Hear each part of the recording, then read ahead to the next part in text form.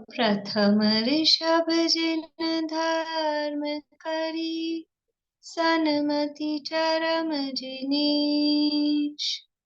विघ्न हरन मंगल करन, भवतम दुरित दिनेश। वाणी जिन मुख ते खिरी, परिगणाधिप कान। अक्षर पदमय विस्तरी, करहि सकल कल्याण। गुरु गणधर गुणधर सकल, प्रचुर परम्परा। व्रत तप धर तनु नगन तर, वंदो वृष शिरमा। व्रत तप धर तनु नगन तर, वंदो वृष शिरमा। तिहुवन तिलयम देवम, वंदिता तिहुवनिंद परिपूज्यम। वोच्चम मणुपेहाओ, भव्य जनानंद जननीयो।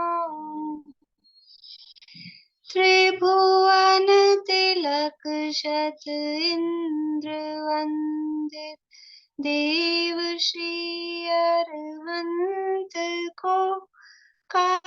नमन कहूँ अनुप्रेक्षाएं, भाग्य को सुख कर आओ।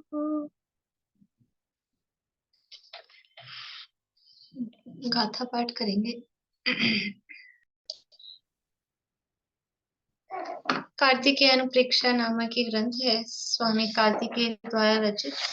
इसके अंतर्गत लोकानुप्रेक्षा की चर्चा अपनी चल रही है, और लोकानुप्रेक्षा में पहले अलौकिक गणित की चर्चा यहाँ की, और उसके बाद में 6 द्रव्यात्मक जो लोक है, तो 6 द्रव्यों की चर्चा प्रारंभ की है। उसमें पहला जो जीव द्रव्य है, जीव की, और जीव की चर्चा में जीव मुख्यतः संसारी जीव की अपेक्षा से यहाँ जीवों के भेद प्रभेद बताए।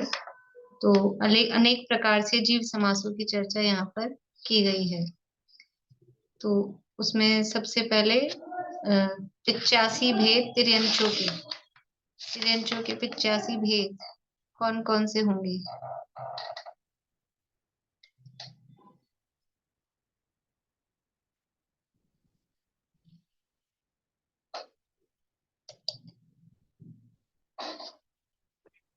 पहले पंचेंद्रिय तिर्यंच, जलचर, थलचर और नभचर, और तीनों ही गर्भज और समूर्छन, और सेनी और असेनी। और पहले हम गर्भज की भेद बताएंगे। तो गर्भज 3 तरह के, जलचर, थलचर और नभचर, तीनों ही प्रकार के लब्धि अपर्याप्तक, पर्याप्तक और निर्वृत्ति अपर्याप्तक के भेद से 6 प्रकार के हुए।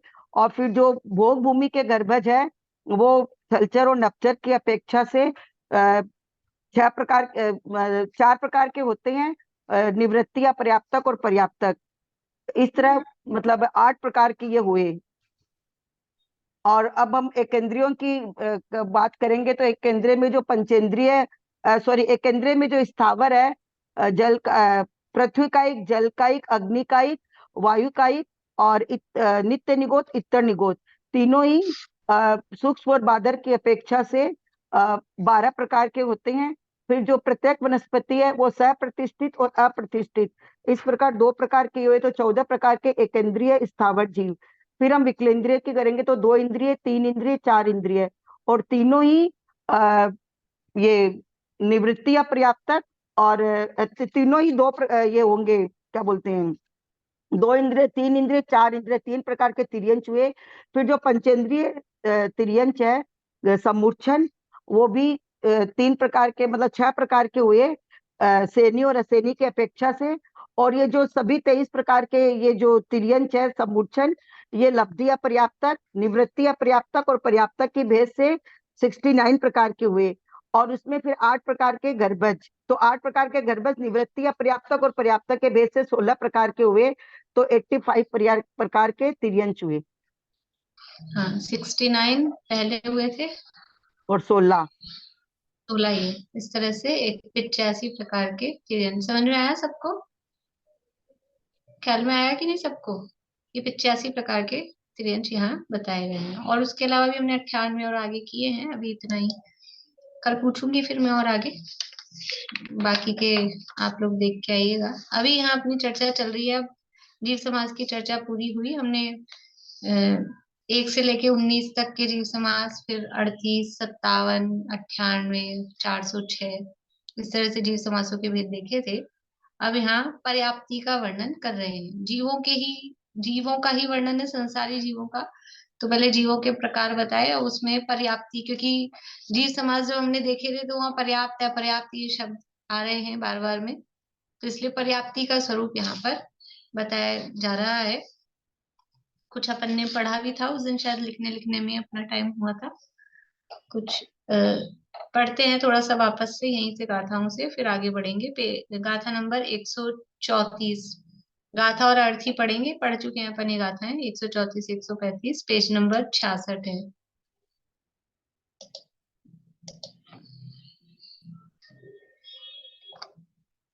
आहार शरीर इंद्रिय निस्सास उस्सास भास मनसाणम परिणैवावारे सुय जाओ छच्चेव सत्तियो। आहार शरीर इंद्रिय, निस्सास उस्सास यानी श्वासोच्छ्वास, भाष यानी भाषा, और मनस यानी मन, इनकी जो परिणमन की प्रवृत्ति में सामर्थ्य, परिणयी वावारेसु, जो शक्ति परिणमन की व्यापार यानी परिणमन की प्रवृत्ति में जो इनकी शक्ति, जो सामर्थ्य है, वो छह प्रकार की है। यानी इन जो आहार शरीर इंद्रिय श्वासोच्छ्वास भाषा और मन, इनकी परिणमन की जो प्रवृत्ति है, उस प्रवृत्ति की जो शक्ति है, वो शक्ति 6 प्रकार की पर्याप्ति कहलाती है। आत्मा के यथा योग्य कर्म का उदय होने पर आहार आदि ग्रहण की शक्ति का होना, सो शक्ति रूप पर्याप्ति है। ये यहाँ पर्याप्ति की समझ लो परिभाषा रूप में दिया है। हमने दूसरी तरह से भी पर्याप्ति की परिभाषा देखी थी कि पर्याप्ति किसे कहते हैं, कि जो ये आहार आदि जो वर्गणाएं हैं, उनको खल रस आदि रूप से परिणमित कराने की जीव की जो शक्ति है, उस शक्ति की पूर्णता को, शक्ति की पूर्णता को पर्याप्ति कहते हैं। किसकी शक्ति? कि ये आहार आदि जो चीजें हैं, इनकी शक्ति की पूर्णता को, इन रूप से परिणमित होने की शक्ति की पूर्णता। अब इस शक्ति का कार्य कहते हैं, तस्यैव कारणाणं पुग्गल खन्धान जाहु निपत्ति सापज्जति भण्णदि छभ्येयाजिणवरिन्देहिम्। उस शक्ति के कारण, उस शक्ति की प्रवृत्ति की पूर्णता को कारण, जो पुद्गल खंडान जाहु निपत्ति, पुद्गल स्कंदों की जो निष्पत्ति, जो पूर्णता, वह जिनेन्द्र भगवान के द्वारा 6 भेद वाली पर्याप्ति कही है। यानी शक्ति की पूर्णता का जो कारण है वही पर्याप्ति। यानी शक्ति क्या है? कि आहार शरीर आदि रूप से परिणमित होने की ये शक्ति, और इस शक्ति की जो पूर्णता है, वो पूर्णता का नाम पर्याप्ति है। अभी आहार आदि रूप से कौन परिणमित हो? कि वो जो आहार वर्गणाएं आदि ग्रहण की गई हैं, वो ग्रहण की गई वर्गणाओं को इन रूप से परिणमित कराने की जो प्रवृत्ति है, उसकी शक्ति। देखो, इनको इस रूप, बार बार में मैंने तब भी कहा है, अभी भी कह रही हूँ, कि इस रूप से परिणमित हो जाना, शरीर इंद्रिय आदि रूप से परिणमित हो जाना पर्याप्ति नहीं है। इन वर्गणाओं को जो वर्गणाएं ग्रहण की हैं जन्म के पहले समय से, जैसे ही जीव आहारक होता है, अब तो ये अपना प्रकरण साथ साथ आ गया है, विग्रह गति में जीव अनाहारक होता है, और जैसे ही जन्म हुआ, जन्म होते ही वो आहारक हो जाता है, आहार वर्गणाओं को ग्रहण करने लगता है। अब तो आहारक अनाहारक समझ में आता है आप लोगों को? समझ में आता है ना? तो जैसे ही आहारक होता है मतलब वर्गणाओं को ग्रहण करता है। तो ये जो वर्गणाएं ग्रहण की हैं, इन ग्रहण की गई वर्गणाओं को ये आहार के रूप में, शरीर के रूप में, इंद्रियों के रूप में, भाषा के रूप में, मन के रूप में, श्वासोश्वास के रूप में, इन रूप में परिणमित कराए। ऐसी शक्ति परिणमित तो होंगी, लेकिन उस रूप में परिणमित कराए ऐसी शक्ति की पूर्णता। अभी शक्ति को पहले पूरा करना है, तो शक्ति पूरी होगी तब वो इंद्रियां आदि तो फिर पूरी होंगी। तो उस शक्ति की पूर्णता को पर्याप्ति यहाँ पर कहा जा रहा है। पर्याप्ति का मतलब है शक्ति की पूर्णता। किसकी शक्ति? कि ये वर्गणाओं को इन इन रूप से परिणमित कराने की शक्ति। जो वर्गणाएं ग्रहण की हैं, ग्रहण की गई वर्गणाओं को इन 6 रूप से परिणमित कराने की शक्ति, उसका नाम है, उस शक्ति की पूर्णता का नाम है पर्याप्त। यथा योग्य कर्म का उदय होने पर, मतलब इस तरह शक्ति की पूर्णता के लिए भी कर्म का उदय हाँ, जरूरी है। पर्याप्त नाम कर्म का उदय होगा तो शक्ति की पूर्णता होगी, और पर्याप्त नाम कर्म का उदय नहीं होगा, मतलब अपर्याप्त नाम कर्म का उदय होगा तो शक्ति की पूर्णता नहीं होगी। तो वो यथा योग्य कर्म का उदय, ऐसा नहीं कि सबको ही हो जाएगी शक्ति की पूर्णता। जिसके और पर्याप्त वीर्य कर्म नाम का भी, कर्म का उदय है वीर्य उसी कर्म की की, वीर्य कर्म की भी जरूरत है। वीर्य वो वाला सब वो शक्ति वो के सब लिए। तो शायद वीर्य वाली शक्ति की बात तो यहाँ नहीं है, लेकिन वो वीर्य वीर्य आदि के सूक्ष्म तो चलते ही हैं। वो साइड में सपोर्टिंग कर्म तो और होते ही हैं। कोई भी काम होता है तो अकेले एक ही कर्म का उदय रेयर है, बाकी उसके सपोर्टिंग और कर्मों के उदय भी उसमें साथ में होते ही होते हैं। कहीं ज्ञानावरण के भी होंगे, कहीं अंतराय के भी होंगे, तो वो तत्संबंधी सूक्ष्म वो साथ साथ में होंगे। लेकिन मुख्य कर्म कौन सा है इसमें? वो पर्याप्त नाम कर्म। पर्याप्त नाम कर्म का उदय होगा तो उस शक्ति की पूर्णता होगी, और अपर्याप्त नाम कर्म का उदय होगा तो शक्ति की पूर्णता नहीं होगी। दोनों में से एक ना एक कर्म का उदय तो होगा, या तो पर्याप्त का होगा या अपर्याप्त का होगा, क्योंकि जीव या तो पर्याप्त होगा या फिर अपर्याप्त होगा। तो यहाँ जहाँ जिस कर्म का उदय है उस हिसाब से, तो यहाँ कह रहे यथा योग्य कर्म का उदय होने पर वो शक्ति होती है, मतलब पर्याप्त नाम कर्म का उदय होने पर वो शक्ति होती है। ये चर्चा अपनी हो गई थी। मैंने आप लोगों को नाम वगैरह परिभाषाएं कहाँ लिखवा दी थी क्या पूरी? क्या क्या हो गया था काम लिखने का? किसने लिखा है बराबर? हाँ, सारा लिखवा दिया था आपने। आहार छो प्राप्ति, शरीर प्राप्ति, छो इंद्रिय प्राप्ति, हाँ, श्वासोश्वास, भाषा और मन। छो पर्याप्ति की हो गई थी। हाँ। देखिए परिभाषा अपनी हो गई थी, थोड़ा उनको समझ लेते हैं। लिखने का काम हो गया था। 6 पर्याप्तियां हैं। आहार पर्याप्ति किसे कहते हैं? आहार पर्याप्ति किसे कहते हैं? बोलिए देख के क्या लिखा है।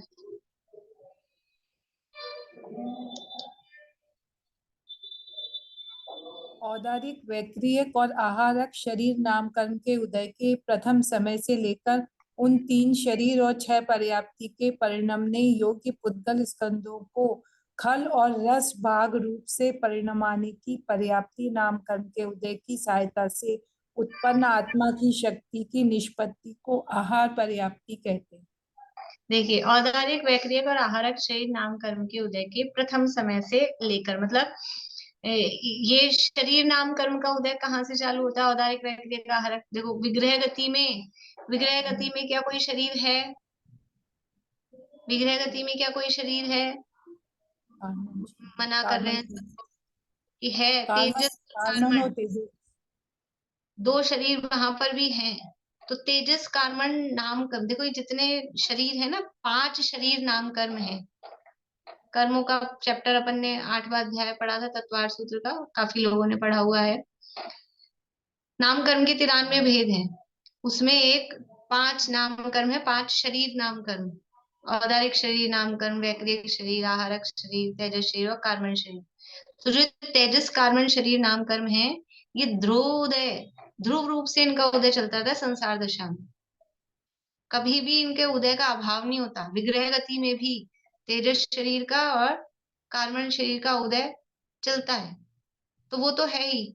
तो अब कौन से शरीर की, ये जो औदारिक, वैक्रिक, आहारक शरीर है, इनका उदय हर समय नहीं होता। तो इनका उदय कब चालू होगा? कि जब जन्म ले लेगा, विग्रह गति का काल पूरा होगा तब। तो औदारिक, वैक्रियक और आहारक शरीर नामकरण के उदय के प्रथम समय से लेकर, अर्थात वो जन्म धारण करने के पहले समय से, विग्रह गति में नहीं, जैसे जन्म हुआ तो ये शरीर नामकरण का, 3 शरीर में से कोई सा भी एक शरीर नामकरण का उदय, और उसमें भी आहारक शरीर का नहीं होता है, वो तो बाद में होता है मुनिराजों के। तो औदारिक या वैग्रिक आहार शरीर के उदय, नामकरण के उदय से लेकर उन 3 शरीर और 6 पर्याप्ति के परिणमाने योग्य पुद्गल स्कंधों को खल और रस भाग रूप से परिणमाने के लिए, अब ये जो जैसे ही वहां जन्म हुआ, जन्म होते ही वर्गणाओं को ग्रहण किया, तो अब ये जो वर्गणाएं ग्रहण की है, इनको क्या करना है कि वर्गणाएं ग्रहण कर दे, बांटो। ये बटती है, किसमें बटती है कि जो शरीर है, तो जैसा शरीर है, औदारिक शरीर है, तो औदारिक शरीर में जो जो जिस तरह के पार्टिकल्स होते हैं उस रूप से, वैक्रियक शरीर है तो वैक्रियक शरीर में अंदर जो पार्टिकल्स होते हैं, मतलब जो जो पार्ट्स होते हैं उस रूप से, उनको परिणमाने के लिए पर्याप्त नामकर्म के उदय की सहायता से उत्पन्न आत्मा की शक्ति की निष्पत्ति। देखो यहाँ नामकर्म भी साथ में बता दिया, किस कर्म के उदय से हो रहा है, ये पर्याप्त नामकर्म के उदय की सहायता से। ये शक्ति की पूर्णता होती है कि जो वर्गणाएं ग्रहण की हैं, इनको अब 2 भागों में बांटा जा रहा है। कुछ वर्गणाएं कठोर रूप से परिणमित होंगी, कुछ वर्गणाएं तरल रूप से परिणमित होंगी, कुछ हार्ड रूप में रहेंगी, सॉलिड रूप में रहेंगी, कुछ लिक्विड रूप में रहेंगी, क्योंकि शरीर में दोनों तरह की चीजें होती हैं, कुछ लिक्विड होते हैं, कुछ सॉलिड, हड्डी आदि सॉलिड होती हैं और खून आदि वो लिक्विड रूप होती हैं, बाकी सब मिक्स जैसी भी होती हैं। तो ये इस तरह से परिणमित हो जाए, वर्गणाएं तो वर्गणाएं रूप से ग्रहण हुई है, वो वर्गणाएं है। आहार वर्गणा, औदारिक शरीर है तो औदारिक वाली आहार वर्गणा, वैक्रिक शरीर बनना है तो उस तरह की आहार वर्गणा वो ग्रहण हुई। अब ये ग्रहण होकर ये इस तरह की शक्ति अपने में अंदर जीव में पैदा होती है, किस कर्म के उदय से पैदा होती है, पर्याप्त नाम कर्म के उदय से, कि वो इनको इस तरह से लिक्विड और सॉलिड रूप में डिवाइड कर सके। तो उस शक्ति की पूर्णता को आहार पर्याप्ति कहते हैं। ठीक है, कि जो ग्रहित आहार वर्गणाएं हैं उनको 3 शरीर और 6 पर्याप्ति रूप से परिणमाने योग्य जो पुद्गल स्कंद हैं, उनको खल और रस रूप से परिणमित कराने की शक्ति की निष्पत्ति यानी पूर्णता को आहार पर्याप्ति कहते हैं। फिर इसके बाद में क्या होता है, आहार पर्याप्ति के बाद हर पर्याप्ति का टाइम कितना है, हर पर्याप्ति का टाइम अंतर्मुहूर्त, आहार पर्याप्ति कितनी देर में पूरी होगी, एक समय में नहीं होगी, अंतर्मुहूर्त में। फिर आहार पर्याप्ति, आहार की ये पर्याप्ति शक्ति ये पूरी हुई, फिर अंतर्मुहूर्त में शरीर पर्याप्ति, फिर अंतर्मुहूर्त में इंद्रिय पर्याप्ति। तो हर पर्याप्ति को पूरा होने में भी अंतर्मुहूर्त टाइम है, और टोटल 6 पर्याप्तियों का टोटल टाइम वो कितना है, टोटल टाइम भी अंतर्मुहूर्त है। ये छोटे छोटे अंतर्मुहूर्त है, वो थोड़ा बड़ा अंतर्मुहूर्त है, सब मिला के अंतर्मुहूर्त काल में पूरा होता है। तो आहार पर्याप्ति होने के बाद में फिर जो खल और रस भाग रूप से पुद्गल स्कंदों को परिणमित कराने की जो शक्ति हुई, अब उसमें से जो खल यानी सॉलिड रूप से है उसको हड्डी आदि स्थिर अवयव रूप से, और रस भाग को रक्त आदि द्रव अवयव रूप से परिणमित कराने की शक्ति की निष्पत्ति, उसको शरीर पर्याप्ति कहते हैं। यानी पहले में आहार पर्याप्ति में तो वो वर्गणाएं ग्रहण हुई और हम इनको 2 भागों में बांट सके ऐसी शक्ति, और फिर उसके बाद में इसमें से जो सॉलिड वाला है उसको ऐसा हड्डी आदि रूप से परिणमित करा सकें, जो लिक्विड वाला है उसको खून आदि रूप से परिणमित करा सकें, ऐसी शक्ति। ये शक्ति की जो पूर्णता है उसका नाम है शरीर पर्याप्ति। पहले और दूसरे में क्या अंतर है कि पहले में तो बस वो खल और रस भाग मतलब 2 भागों में हम करा सकें ऐसी शक्ति मिली आहार पर्याप्ति में, और शरीर पर्याप्ति में अब उसमें और पर्टिकुलर हो गया कि सॉलिड वाले में से हड्डी आदि रूप बने और लिक्विड वाले में से खून वगैरह जो लिक्विड चीजें शरीर में होती हैं वो उस तरह की चीज बन पाए, ऐसी शक्ति। खाली इतना होके रह जाए कि लिक्विड और सॉलिड आप बस 2 भाग कर सकते हो, इतना होके रह जाए, तो उसके आगे की और शक्ति चाहिए। तो ये शरीर पर्याप्ति में ये आगे की शक्ति, अभी शरीर नहीं बना है, कुछ नहीं हुआ है, केवल शक्ति मिल रही है। पहले पहले जो आपको कहा था एक हमको पहले एक कागज चाहिए, कुछ भी काम कराने से पहले एक परमिशन चाहिए, गवर्नमेंट का कोई डॉक्यूमेंट, कोई सर्टिफिकेट, कोई स्टाम्प पेपर, वो चाहिए। ये केवल अभी शक्ति मिल रही है, केवल समझ लो पेपर वर्क चल रहा है, सर्टिफिकेट्स मिल रहे हैं, काम सारा अभी बाद में होना है। इसके बाद में है इंद्रिय पर्याप्ति। देखो ये पर्याप्तियां अलग अलग समय पूरी हो रही है। अब इतना फिर वही प्रश्न ही हो सकता है, इतनी बारीकी से क्यों बात कर रहे हैं? जब अंतर मंतर मुहूर्त और सेकंड्स का टाइम है, सेकंड भी बड़ी चीज है, और 1 मिनट में तो सारा काम पूरा हो जाए छहों पर्याप्ति का। अपन इतनी बारीकी से क्यों देख रहे हैं? कि इसलिए कि अलग अलग पर्याप्ति जब जैसे जैसे पूरी होती है, वैसे वैसे अलग अलग कर्मों के उदय चालू होते हैं। कुछ कर्मों के उदय कब चालू हो रहे हैं, कुछ कर्मों के उदय जैसे अभी कहा था आपको, विग्रह गति में औदारिक वैक्रिय का आहारक इन शरीरों का उदय नहीं होता। कितनी देर का टाइम है विग्रह गति का? कितनी देर का टाइम है? 1 2 3 समय बस। लेकिन वो 1 2 3 समय में भी अगर इन इन कर्मों का उदय नहीं है तो कहेंगे नहीं है। वहां पर औदारिक शरीर नाम कर्म का या वैकृतिक शरीर नाम कर्म का या आहारक शरीर नाम कर्म का उदय नहीं है, उसके बाद चालू होगा। ठीक है। अब जैसे ही फिर आहार पर्याप्ति पूरी हुई, शरीर पर्याप्ति पूरी हुई, तो शरीर पर्याप्ति पूरी होने के बाद कुछ कर्मों के उदय चालू होते हैं। कुछ कर्मों के उदय उससे पहले नहीं होते। विग्रह गति में किसी कर्म का उदय होता है, उस कर्म का उदय जन्म के समय नहीं होगा। जैसे विग्रह गति में एक पर्टिकुलर कर्म है, आप लोगों को पता हो, जिस कर्म का उदय विग्रह गति में ही होता है। ऐसा कौन सा कर्म है जिस कर्म का उदय केवल विग्रह गति में ही होता है और कहीं नहीं होता? बोले कांता आंटी, आप हाथ खड़ा कर लो। अनाहारक नहीं, कर्म का उदय पूछ रहे हैं। प्रत्यानुपूर्वी अनुपूर्वी, बहुत हाँ। बढ़िया। प्रत्यानुपूर्वी, अनुपूर्वी जो कर्म है उसका उदय केवल विग्रह गति में ही होता है। तो विग्रह गति में जब कर्मों के उदय देखे जाएंगे, कौन कौन से कर्मों का उदय है, तो वहां अनुपूर्वी, और जैसे ही जन्म हुआ तो वो ये आहार पर्याप्ति वाला टाइम आ गया, तो अनुपूर्वी को माइनस करना पड़ेगा। अनुपूर्वी का उदय जन्म के बाद नहीं होता है, विग्रह गति में ही रहता है। तो ऐसे और भी कर्म, भाषा, सुस्वर दुस्वर नाम कर्म के उदय कब चालू होते हैं? आहार पर्याप्ति समय नहीं होंगे, शरीर पर्याप्ति के समय भी नहीं होंगे, इंद्रिय पर्याप्ति के समय भी नहीं होगा। कब होगा? कि भाषा पर्याप्ति के बाद, जब भाषा पर्याप्ति पूरी हो जाएगी तब वो सुस्वर दुस्वर नाम कर्म का उदय चालू होगा। तो ऐसे मतलब केवल आपको थोड़ा सा मैं आइडिया बता रही हूँ, टेलर समझ लीजिए कि ये क्यों ऐसे डिवीजन किया, इतनी बारीकी से भेद क्यों किए हैं। क्योंकि इतनी बारीकी से कर्मों के उदय, कर्मों के बंध, उसमें भी अंतर पड़ता है। किस समय किस कर्म का बंध हो सकता है, किस समय नहीं हो सकता है, किस समय किस कर्म का उदय हो सकता है, किस समय किस कर्म का उदय नहीं हो सकता है। श्वासोच्छ्वास नाम का नाम कर्म है या नहीं है? उच्छ्वास नाम कर्म है, नाम कर्म की 93 प्रकृतियों में। तो उसका उदय कब होगा? कि जब तक श्वासोच्छ्वास पर्याप्ति नहीं होगी तब तक उसका उदय नहीं हो सकता है। तो अभी मतलब हमको कैसे कैसे जवाब मिलते हैं कि केवली भगवान के श्वासोच्छ्वास है कि नहीं है, केवली भगवान के श्वासोच्छ्वास है कि नहीं है।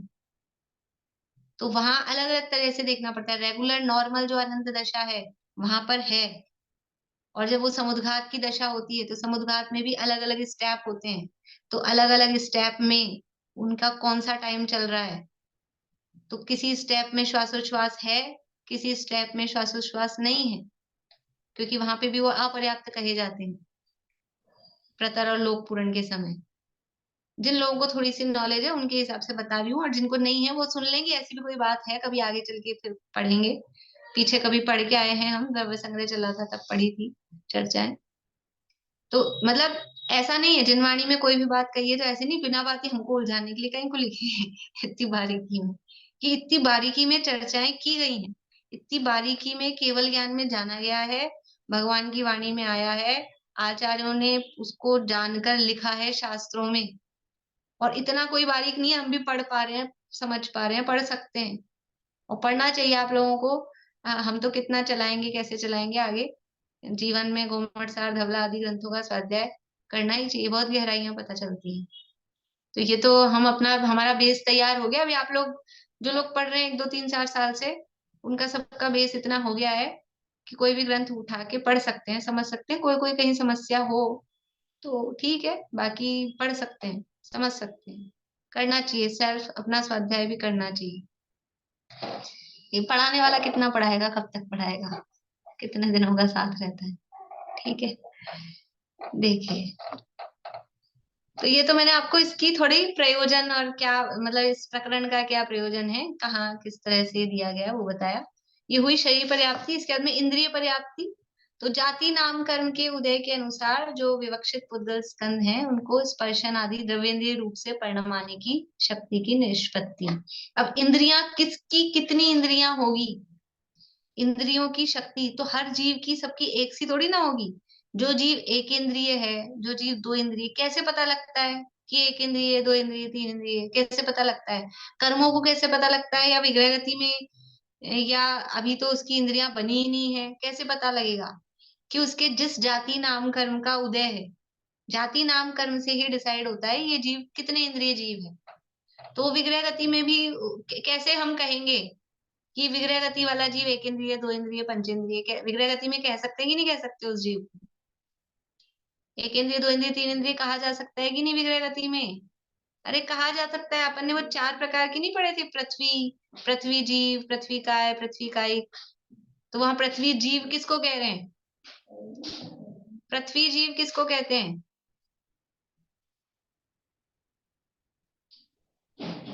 बोलिए बबीता जी, पृथ्वी जीव किसको कहते हैं? जो पृथ्वी का में अभी जन्म लेगा लेकिन विग्रह गति में है। हाँ, जो अभी विग्रह गति में है, पृथ्वी कायिक में जाके जन्म लेगा, तो अभी से उसको कैसे कह रहे हैं पृथ्वी जीव?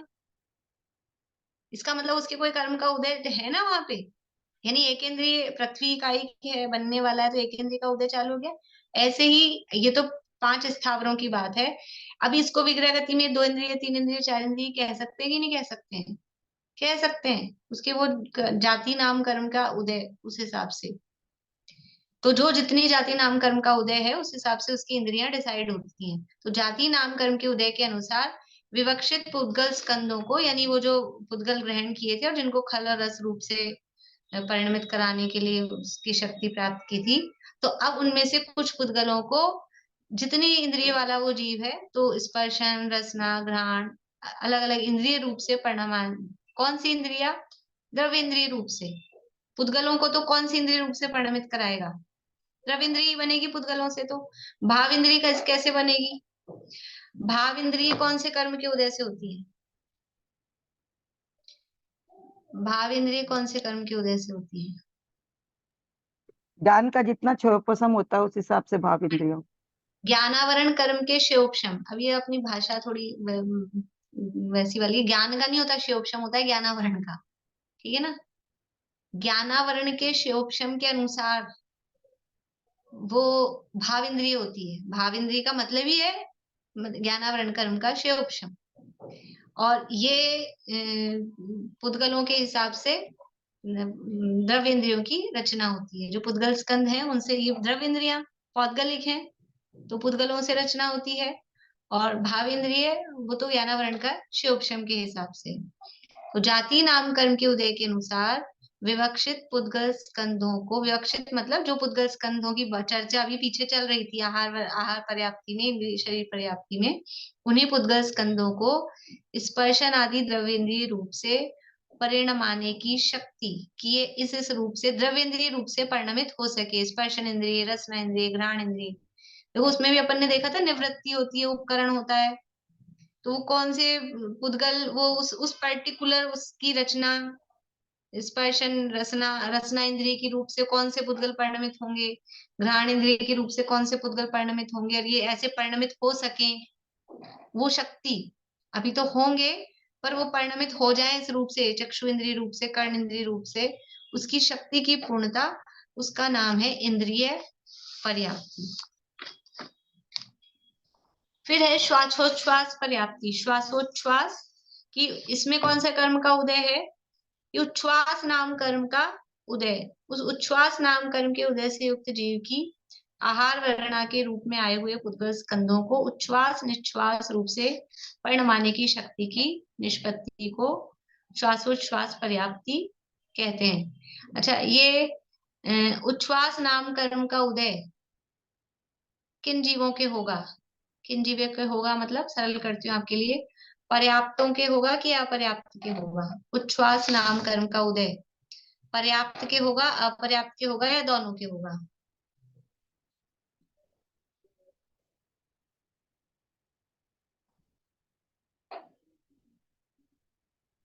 पर्याप्त के ही होगा।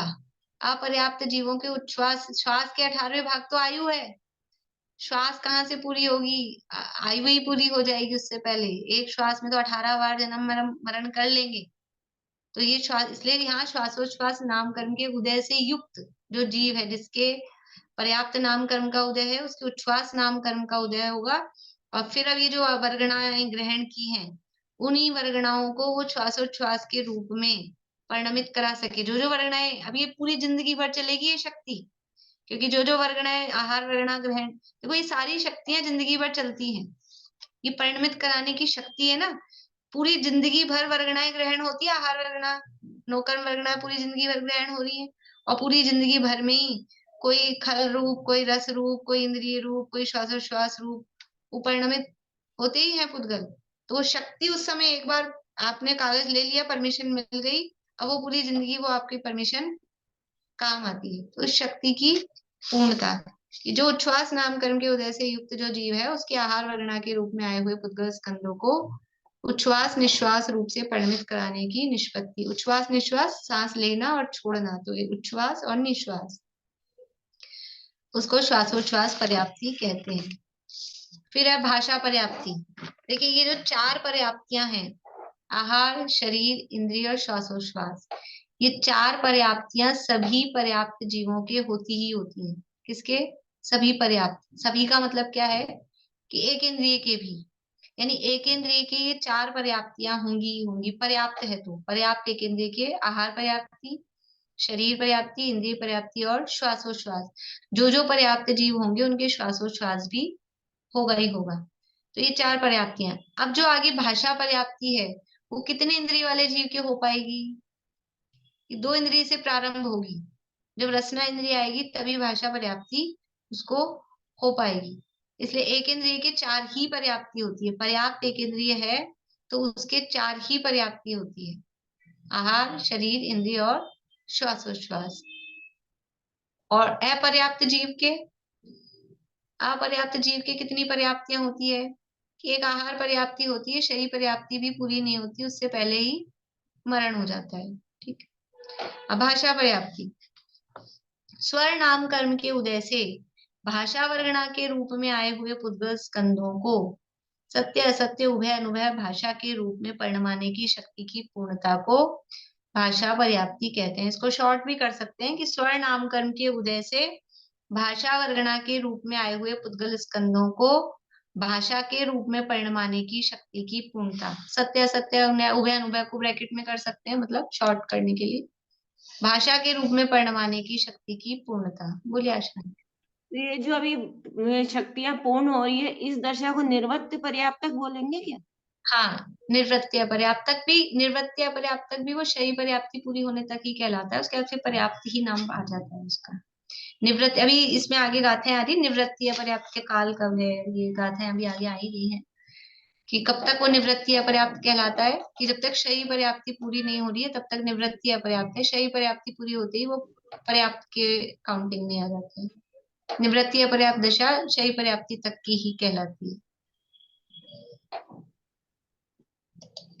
तो भाषा पर्याप्ति किसे कहते हैं? उसके लिए देखो अलग अलग पर्याप्तियों के लिए कर्मों के उदय अलग अलग बताए हैं। इंद्रिय पर्याप्ति में जाति नाम कर्म का उदय, और श्वासोच्छ्वास पर्याप्ति में उच्छ्वास नाम कर्म का उदय, भाषा पर्याप्ति में स्वर नाम कर्म का उदय। और पर्याप्त तो है ही साथ में, पर्याप्त नाम कर्म का उदय तो कॉमन ही है, लेकिन अलग और डिफरेंट जो कर्म के उदय हैं।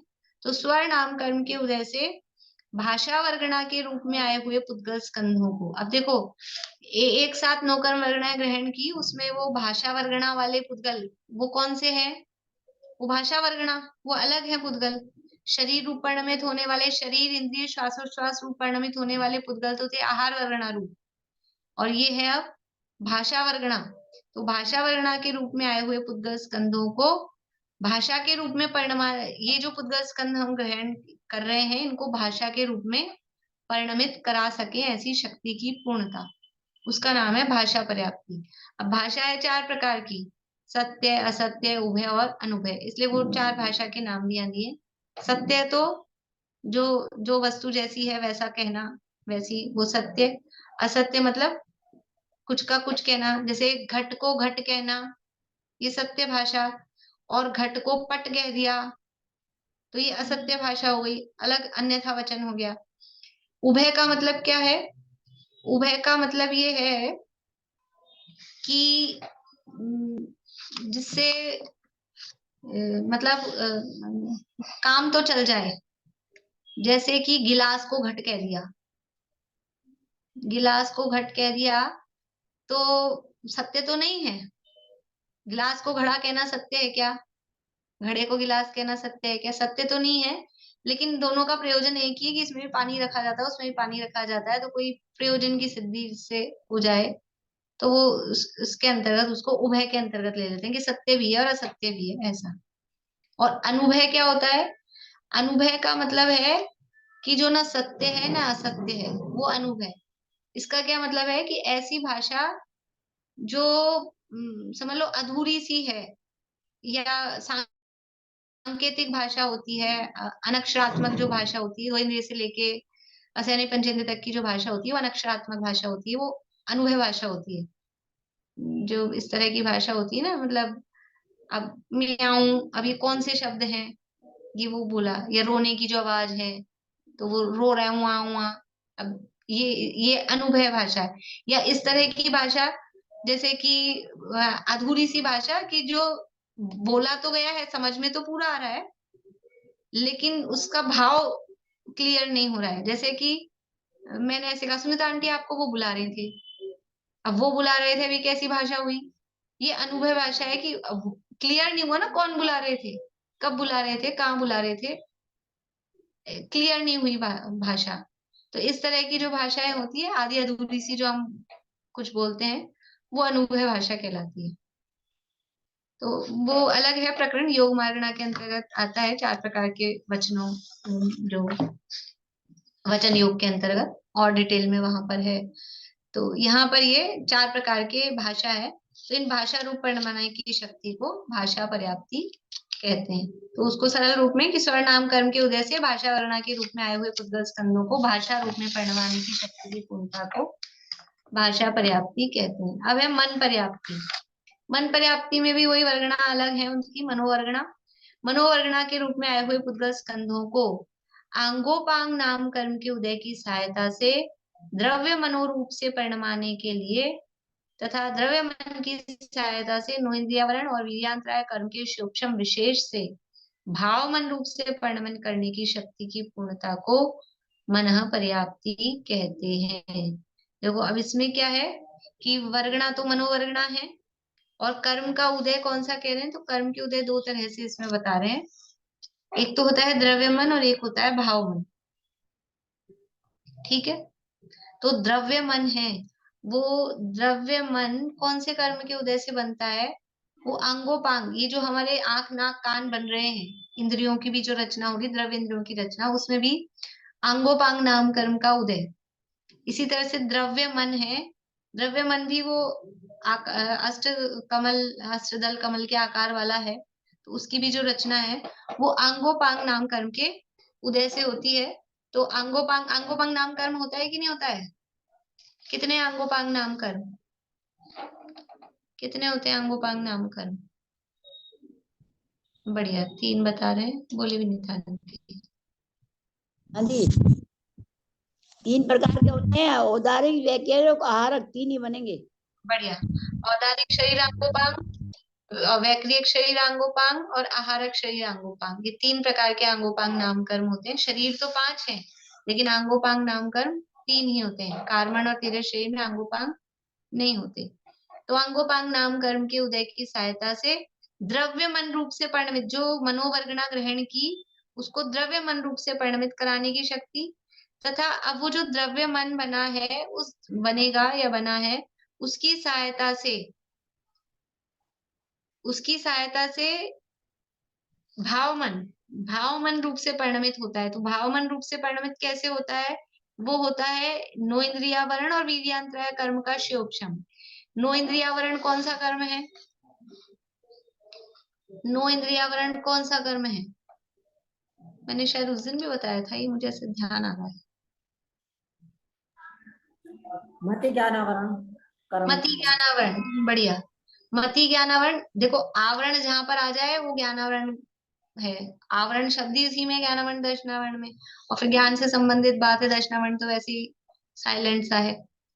तो नो इंद्रियावरण ये ज्ञानावरण का भेद है। ज्ञानावरण में भी, क्योंकि इंद्रियों मन की सहायता वाली बात चल रही है, और इंद्रियों मन की सहायता से होने वाला ज्ञान कौन सा है? वो मति ज्ञान है। तो उस पे आवरण डालने वाला वो मति ज्ञानावरण कर्म है। तो नो इंद्रिया, नो इंद्रिय कहते हैं मन। अलग अलग इंद्रियों के आवरण कर्म अलग अलग होते हैं। स्पर्शन इंद्रिय आवरण, रसन इंद्रिय आवरण, घ्राण इंद्रिय आवरण, चक्षुन्द्रिय आवरण, कर्ण इंद्रिय आवरण। इसी तरह से मन, मन का आवरण को बोलते हैं नो इंद्रिय आवरण कर्म। ये अलग अलग तरह से हमने 336 भेद बनाए थे, इसीलिए हमको लिखने चाहिए एक एक के नाम। तो एक एक के नाम लिखते हैं ना, तो हमको थोड़ा भाव भाषण होता है कि क्या ऐसे तो गुणा कर करके 5 इंद्रियां, और अगर ये आवाय धारणा, और इनको इनसे गुणा किया, इनको 12 प्रकार के पदार्थों से गुणा किया, गुणा गुणा कर देते हैं। भाव भाषण ही नहीं होता है कि बना क्या, हुआ क्या उसका। इसलिए एक एक लिखना चाहिए। मतलब तरीका तो ये तो क्लास है ना, तो करना ही चाहिए अपने को ये काम, बिल्कुल ऐसे मेहनत थोड़ी सी करें तो भाव भाषण अच्छा होता है अलग से। तो ये एक एक इंद्रिय संबंधी अपन ने उसमें 336 में की ना, स्पर्शन इंद्रिय संबंधी अवग्रह। फिर उस पे अपन ने तो इंद्रिय कर लिया, उस पे आवरण शब्द और साथ में जोड़े, तो अपने को और उस कर्म का भाव वासन हो। वो तो अपन ने ज्ञान के बनाए हैं, और आवरण लगाएंगे तो ज्ञान आवरण के बनेंगे। तो नो इंद्रियावरण और वीर्यांतराय कर्म के सूक्ष्म विशेष से भाव मन, देखो अब इसमें वीर्यांतराय कर्म का और सूक्ष्म अलग से, जितने भी जो भी ये अपनी समझ लीजिए जितने इंद्रिय जो जीव होता है उसमें सब में ही, यहाँ तो अभी ज्यादा कर्मों के नाम लिखते हैं ना, तो अपने बड़ा बड़ा हो जाता, ऐसा इसी में ऐसे लग रहा है इतना बड़ा, सबके चेहरे ऐसे हो रहे हैं, इतने सारे शब्द आ गए। लेकिन जो जो भी जितने इंद्रिय जीव है, तो एक भी इंद्रिय का शोषम हो रहा है, तो उसमें कितने कर्म का कॉम्बिनेशन उसमें उदय या शोषम वो काम करता है। तो एक तो ज्ञानावरण का शोषम, एक वीर्यांतराय का शोषम, एक आंगोपांग नाम कर्म का उदय। हम आंख से जान पा रहे हैं ना, एक आंख से जान पा रहे हैं। तो अच्छा बताओ, ये नहीं होती ये आंख द्रव्येंद्रिय, तो जान पाते हैं क्या? ये द्रव्येंद्रिय खराब होती है तो नहीं जान पाते, भले ही हमको शोक्षम हो, सैनी पंचेंद्रिय हो। तो ये अंगोपांग नाम कर्म का उदय बराबर सही हो, तो अकेली आंख होने से काम चल जाएगा? आंख तो सही है, आंख लगा दे चींटी के, पुतले के लगा देते हैं आंख, तो उसको दिखने लग जाएगा क्या कि नहीं? साथ में तत्संबंधी चक्षु इंद्रियावरण मति ज्ञानावरण का शोक्षम, चक्षु इंद्रिय संबंधी मति ज्ञानावरण कर्म का शोक्षम। तो चक्षु इंद्रिय संबंधी मति ज्ञानावरण कर्म के शोक्षम अकेले से काम नहीं चलेगा, उतनी शक्ति भी चाहिए, उतनी ताकत भी चाहिए। तो बीजांतराय का शोक्षम साथ में होता ही है। जैसे डॉक्टर जब दवाई देते ना, कल वल अपनी किसी क्लास में बात चल रही थी, एंटीबायोटिक परसों चल रही थी शायद, एंटीबायोटिक की शाम को। तो एंटीबायोटिक देते हैं, तो वो एंटीबायोटिक है, वो कीटाणुओं को मारती है, वो कीटनाशक दवा है, वो कीटाणुओं को मारती है अंदर जाके। तो वो हमको भी साइड इफेक्ट करेगी कुछ ना कुछ। तो उसकी समझ लो रिकवरी के लिए तो वो विटामिन साथ में देते हैं। एंटीबायोटिक वो कीटाणुओं को मारने का काम करती है, और फिर वो जो विटामिन टॉनिक जो साथ में देते हैं, तो वो जो कीटाणुओं को मार रही है वो हमारे को भी घात करती है, हमारी भी कुछ सेल्स को डैमेज करती है, अच्छी अच्छी सेल्स को भी। तो उसकी रिकवरी के लिए फिर विटामिन और टॉनिक और वो साथ में लिए जाते हैं। तो ऐसे ये कॉम्बिनेशन होता है, दवाइयों का कॉम्बिनेशन होता है, इसके साथ में ये देना है। तो ऐसे ही कर्मों का भी कॉम्बिनेशन होता है, अकेले मति ज्ञानावरण कर्म के शोक्षम से काम नहीं चलेगा, उसके साथ वीर्यांतराय का शोक्षम वो भी होना चाहिए, उसके साथ अंगोपांग नाम कर्म का उदय, और उसमें भी उपकरण भी सही हो, निवृत्ति भी सही हो। इस सबके सबके जब कॉम्बिनेशन सही होते हैं, तभी हमारे एक देखने का काम बन पाता है। कितने लोग लगे हुए हैं इसमें कितना कितना काम चल रहा है, हमको तो ऐसा लगता है कि क्या है, लेकिन सब ऑटोमेटिक प्रक्रिया में होता रहता है, सब उस तरह की उसके साथ में उसके उदय होते हैं। और जहां थोड़ी बहुत भी गड़बड़ होती है, तो फिर समझ में आता है कि जब जब लगता है ना कि नहीं हो रहा, ये तो सब है लेकिन ये नहीं है, तो कहीं ना कहीं किसी कोई उदय में कोई शोक्षम में गड़बड़ होती है, तो नहीं हो पाता।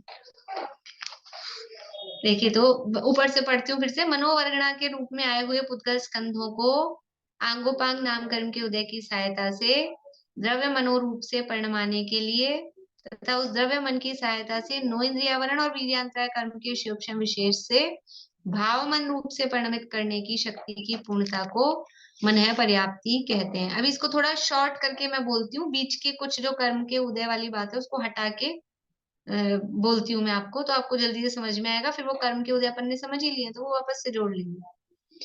मनोवर्गणा के रूप में आए हुए पुद्गल स्कंधों को द्रव्य मनोरूप से परिणमाने के लिए तथा भाव मन रूप से परिणमित करने की शक्ति की पूर्णता को मनः पर्याप्ति कहते हैं। वो जो कर्म के उदय वाली लाइंस है ना, वो एक बार अपन साइड कर दो। तो मनः पर्याप्ति किसे कहते हैं कि मनोवर्गणा के रूप में जो पुद्गल स्कंद आए हैं उनको द्रव्य मन रूप से परिणमित कराने के लिए तथा भाव मन रूप से परिणमित कराने के लिए उसकी जो शक्ति की पूर्णता है, द्रव्य मन और भाव मन रूप से परिणमित कराने की शक्ति की पूर्णता। तो अब दोनों के लिए कर्म के उदय अलग अलग हैं। द्रव्य मन रूप से परिणमित कराने के लिए कौन से कर्म का उदय है? अंगोपांग नाम कर्म के उदय की सहायता। और भाव मन रूप से परिणमित कराने के लिए पहला तो द्रव्य मन की सहायता और फिर नो इंद्रियावरण और वीर्यांतराय कर्म का शिवक्षम। ये तीनों चीजें उसको साथ में लगती है, तो भाव मन रूप से वो परिणमित करने की वो शक्ति उसको मिलती है। उस शक्ति की पूर्णता, उसका नाम मनः पर्याप्ति कहलाता है। इस तरह से ये 6 पर्याप्तियां होती हैं। अब किस जीव को कितनी पर्याप्ति होती है ये आगे गाथा आएगी, वो गाथा अपन आगे पढ़ लेंगे। अभी एक गाथा अपन पढ़ लेते हैं कि पर्याप्त निवृत्ति अपर्याप्त के काल को कहते हैं। बोलिए। इसमें आपने जो कटवाया वो एक बार दोबारा बोलिए ना। कटवाया नहीं है मैंने, केवल एक बार आपको ब्रैकेट में। हाँ हाँ पढ़ाया है। हाँ। मनोवर्गणा के रूप में आए हुए पुद्गल स्कंधों को द्रव्य मनोरूप से परिणमाने के लिए तथा भाव मन रूप से परिणमित करने की शक्ति की पूर्णता को मनः पर्याप्ति कहते हैं। तो वो कर्म के उदय वाली जो लाइंस थी उनको एक बार अपन ने गौण किया, हटानी नहीं है उनको, कटानी भी नहीं है, काटनी भी नहीं है, लेकिन थोड़ा सा अपने को ख्याल में आ जाए एकदम से परिभाषा क्या है, वो परिभाषा ख्याल में लेने के लिए उनको चाहे ब्रैकेट में कर लीजिए आप कर्म वाली बात को। देखिए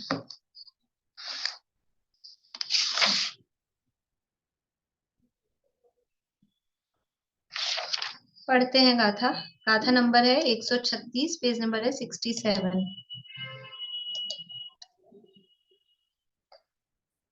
अब पर्याप्त निवृत्ति अपर्याप्त के काल को कहते हैं। पर्याप्त का काल और निवृत्ति अपर्याप्त का काल उसको बता रहे हैं।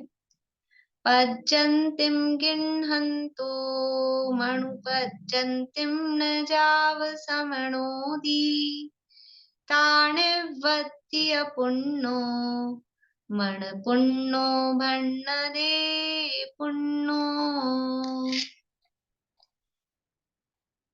पर्याप्ति को ग्रहता हुआ जब तक न मन पर्याप्ति निवृत्ति पर्याप्त तक तभी मन पूर्ण हो पर्याप्त।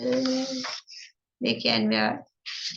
पज्जति गिन्हन्तो पर्याप्ति को ग्रहण करता हुआ, मणुपज्जन्ति न जाव समणोदी मणुपज्जन्तिम मनः पर्याप्ति न जाव, न यानी नहीं, जाव यानी जब तक, समणोदी यानी उसका संपन्नता उसको पूर्ण नहीं करता है। ता निवृत्ति अपुन्नो, ता यानी वह तब तक, निवृत्ति अपुन्नो निवृत्ति अपर्याप्तक है। मन पुन्नो भन्नदे पुन्नो, मन पूर्ण होने पर, मन पर्याप्ति पूर्ण होने पर वो पर्याप्तक कहलाता है। देखो यहाँ पर पूरा अभी अपन ने जो बात की थी, वैसे शरीर पर्याप्ति पूरी होते ही वो जीव मतलब पर्याप्त ही कहलाने लगता है। लेकिन यहाँ पर ये नीचे दिया भी है, भावार्थ में दिए है उस बात को, यहाँ पर कार्तिकेय अनुप्रेक्षा में इस रूप से दिया है। देखिए अन्वयार्थ पढ़ते हैं, बाकी चर्चा फिर अपन कल और करेंगे। यह जीव पर्याप्ति को ग्रहण करता हुआ जब तक मणुपज्जन्तिम मन पर्याप्ति को समणोदी, समणोदी यानी संपन्न, संपन्न यानी पूर्ण नहीं करता है, तार निवृत्ति पुण्यो, तब तक निवृत्ति पर्याप्त कहलाता है। जब तक मन पर्याप्ति यानी लास्ट वाली पर्याप्ति जब तक पूरी नहीं हुई तब तक वो निवृत्ति पर्याप्त कहला रहा है। यहाँ ये कह रहे हैं यानी पूरी लास्ट वाली पर्याप्ति जब तक नहीं हुई तब तक निवृत्ति पर्याप्त कहला रहा है, और जब मन पर्याप्त पूरी हो जाती है तब पर्याप्त कहलाता है। ये तो मतलब सिंपल सी बात है कि जब तक सारी नहीं हुई तब तक वो निवृत्ति पर्याप्त का मतलब है इनकम्प्लीट है, और पर्याप्त मतलब है कंप्लीट है। अभी भावार्थ में इसको बता रहे हैं। यहाँ सैनी पंचेंद्रिय जीव की अपेक्षा मन में रखकर ऐसा कथन किया है। अन्य ग्रंथों में जब तक शरीर पर्याप्ति पूर्ण नहीं होती है तब तक निवृत्ति अपर्याप्तक है, ऐसा कथन सब जीवों का कहा है। मतलब गुमटसार आदि ग्रंथों में शरीर पर्याप्ति पूरी होने तक ही निवृत्ति अपर्याप्त दशा कही है। शरीर पर्याप्ति पूरी होते ही उसको पर्याप्तक कहा गया है। तो कल अपन अभी यहाँ नीचे दी भी है, ये गाथाएं भी गुमटसार की भी दी है। कल अपन और चर्चा करेंगे गुमटसार के आधार पर भी। और एक अंतर्मूट में 66,336 शुद्र भाव होते हैं, वो सारी गाथाएं नीचे दी हैं किस तरह से होती हैं। अच्छी चर्चाएं हैं, और जो लोग पहली बार सुन रहे हैं उनके लिए तो काफी अच्छी इंटरेस्टिंग भी होनी चाहिए नई बातें। विशेष चर्चा अपन कल करेंगे, अभी यही पूरा करते हैं। पर्याप्ति की परिभाषा एक बार भेज देंगे ग्रुप में। हाँ फोटो खींच के भेज दे। पता नहीं कॉपी कहाँ चली गई, आज दिख ही नहीं रही है लिखी हुई। ठीक है। मैंने तत्वार सूत्र के भी उस दिन भेज दिए थे, तो आप लोगों ने देख लिए होंगे। जिनवाणी स्तुति पढ़ेंगे कोई?